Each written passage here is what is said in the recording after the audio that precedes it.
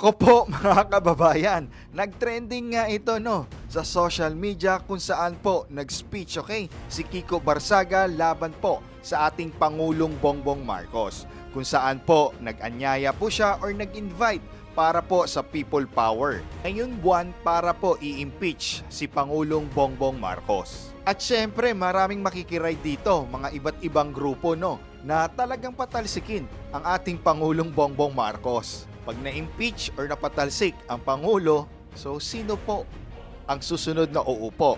So alam nyo na po yan. We will see kung kaya nila ang Marcos administrasyon. So here, sabi po ni Senator Lacson, may problema daw po sa pag-iisip si Barzaga. At ginagamit lang daw umano siya ng ilang mga grupo para sa kanilang political agenda. Yun po sinabi natin kanina, nakikiride lang po sila. At sana po lahat po ng Filipino vlogger mag-share po doon sa post po ni Congressman Kiko Barzaga po. Kalat natin. Okay, kalat po natin yun. So, gagamitin talaga yan sa political agenda. Sana nga po bago tayo manawagan ng people power, so galingan natin. Performance natin dyan sa Kongreso.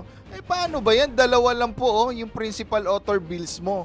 So, paano ba yan? At syempre, marami din nagrereklamo sa lungsod ng Dasmariñas. So, panoorin nyo to.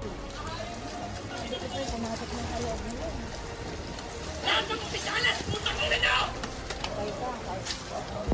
Putang ina, parating nga sa mga opisyalis nyo! Putang ina nyo! Oh, di ba? Napakagaling doon sa Dasma.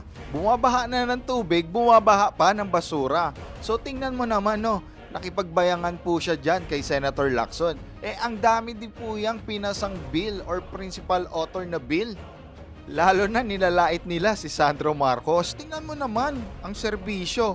Gawa lang ng gawa, Nakafocus lang dyan sa Kongreso. Tingnan mo naman ang principal authored bills, So, ang dami. Tapos co-author bills. So, matatawa ka na lang talaga kay Barzaga. Labanan sana ng serbisyo at syempre po ang performance mo dyan sa Kongreso.